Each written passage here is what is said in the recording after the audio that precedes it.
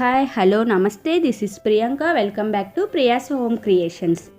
ఈరోజు మనం grill pineapple ఎలా తయారు చేయాలో చూసేద్దాం.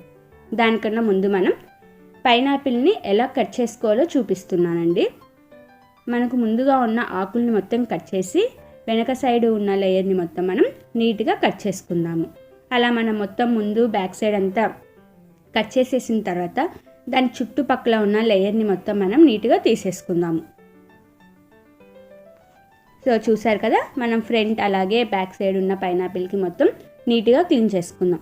ఇప్పుడు మనం దాని సైడ్స్కి ఉన్న ఆ లేయర్ని మొత్తం మనం కట్ చేసుకుందాము.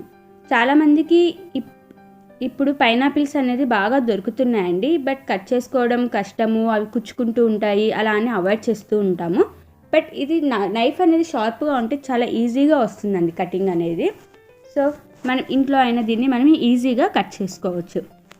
చూసారు కదా, మనం అలా మొత్తం నీట్గా కట్ చేసుకుందాము.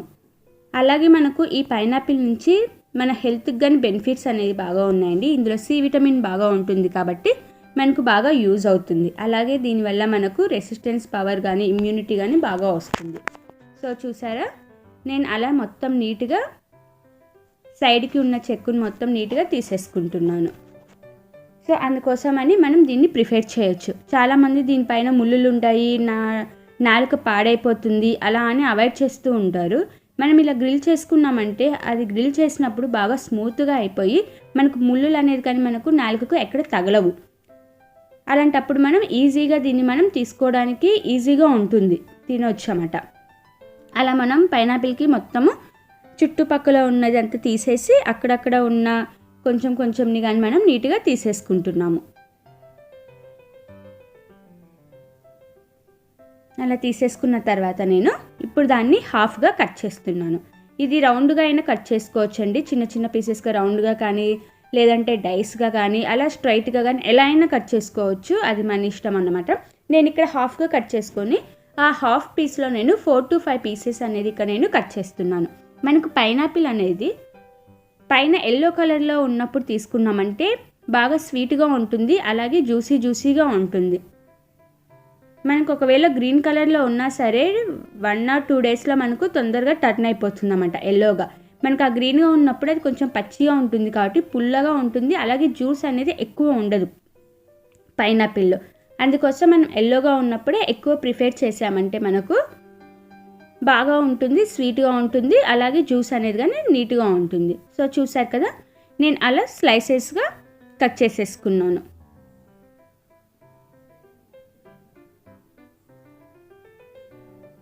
సో ఫైనల్గా మనం పీసెస్ అనేది కట్ చేసుకుందాం. ఇప్పుడు దానికి నేను మ్యారినేషన్కి ప్రిపేర్ చేస్తున్నానండి. ముందుగా నేను రెడ్ చిల్లీ పౌడర్ని తీసుకున్నాను, అలాగే కుమిన్ పౌడర్, చాట్ మసాలా, ధనియా పౌడర్, అలాగే బ్లాక్ పెప్పర్, సాల్ట్, షుగర్. మనం షుగర్ ఎందుకు తీసుకున్నామంటే అలాగే నేను ఇక్కడ లెమన్ జ్యూస్ని కానీ యాడ్ చేశాను. సో నేను ఇక్కడ లెమన్ జ్యూస్ని ఎక్కువ ఏమి యాడ్ చేయలేదండి, ఎందుకంటే మనం అక్కడ చాట్ మసాలాని తీసుకున్నాం కాబట్టి నేను ఇక్కడ లెమన్ జ్యూస్ని కానీ 1/2 టేబుల్ స్పూన్నే యాడ్ చేశాను. అలాగే నేను ఇక్కడ షుగర్ని కానీ యాడ్ చేశాను, ఎందుకంటే మనం తీసుకున్న పండు పుల్లగా ఉండొచ్చు, అలానే తీయగా ఉండొచ్చు. సో మనం తీసుకున్న ఆ పండు స్వీట్నెస్ని చూసుకొని మనం షుగర్ క్వాంటిటీ అనేది మనం యాడ్ చేసుకుంటాము.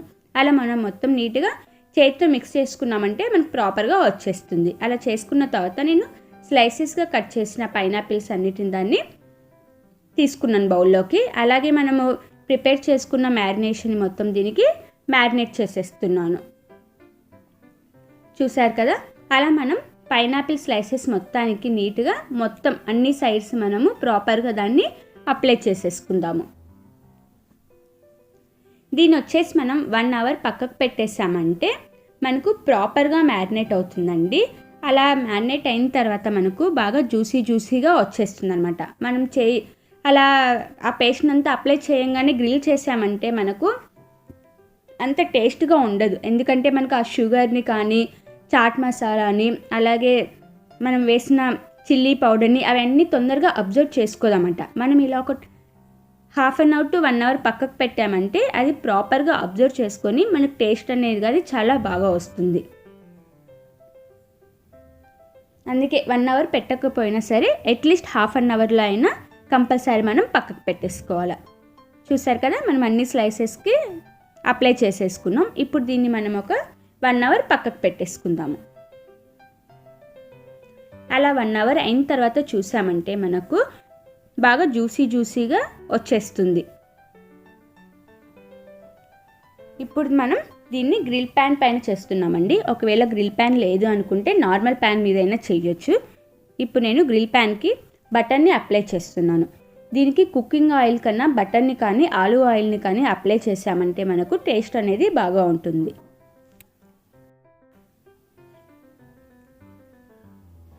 సో నేను ఇక్కడ బటర్ని అప్లై చేస్తున్నాను. అలా బటర్ని అప్లై చేసేసిన తర్వాత మనం ఒక 30 సెకండ్స్ ఉంచామంటే మనకు ఆ బటర్ మొత్తం బాగా మెల్ట్ అయిపోతుంది. అలా మెల్ట్ అయిపోయిన తర్వాత మనం మ్యారినేట్ చేసుకున్న పైనాపిల్స్ని మొత్తం దాని మీద అరేంజ్ చేసేసుకుందాము. ఇది వచ్చి ఒక్కొక్క సైడ్ మనకు 15 మినిట్స్ పడుతుందండి. ఎందుకంటే మనం లో టు మీడియం ఫ్లేమ్లో దీన్ని గ్రిల్ చేసుకోవాలి. మనం హైలో పెట్టామంటే మనకు లోపల వరకు పోకుండా అది పైన ఉన్న లేయర్ ఒకటి గ్రిల్ అయిపోయి మనకు తొందరగా మాడిపోయే ఛాన్సెస్ ఉన్నాయన్నమాట. అందుకోసమని మనం లో నుంచి మీడియం ఫ్లేమ్ మిడిల్లో పెట్టుకున్నామంటే మనకు లోపల వరకు బాగా గ్రిల్ అయిపోతుంది. అలాగే బాగా మెత్తగా స్మూత్గా వస్తుంది అన్నమాట.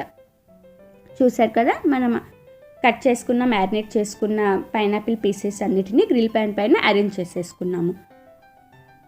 15 మినిట్స్ తర్వాత చూసామంటే మనకు ఆ గ్రిల్ లైన్స్ పడతాయి. అలాగే మనకు నీట్గా గ్రిల్ అయిపోతుంది. మనకు కొంచెం మెత్తగా కానీ అవుతుందన్నమాట పైనాపిల్ అనేది. ఇప్పుడు వాటిని నేను రెండో సైడ్కి టర్న్ చేసుకుంటున్నాను. ఇది వచ్చేసి మనం స్పూన్తో అయినా టర్న్ చేసుకోవచ్చండి. బట్ మనం ఇక్కడ టాంగ్తో టర్న్ చేయడం వల్ల మనకు ఈజీగా టర్న్ అయిపోతుంది అన్నమాట.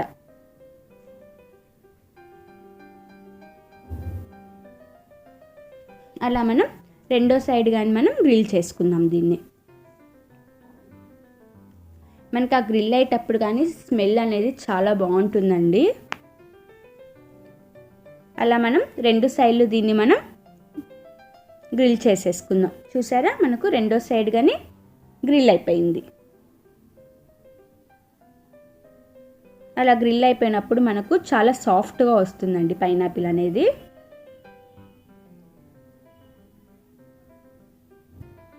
మనకు ఉన్న ముళ్ళులు అనేది కానీ బాగా సాఫ్ట్గా అయిపోతాయి అన్నమాట. సో ఫైనల్గా మనకు గ్రిల్ పైనాపిల్ అనేది రెడీ అయిపోయింది.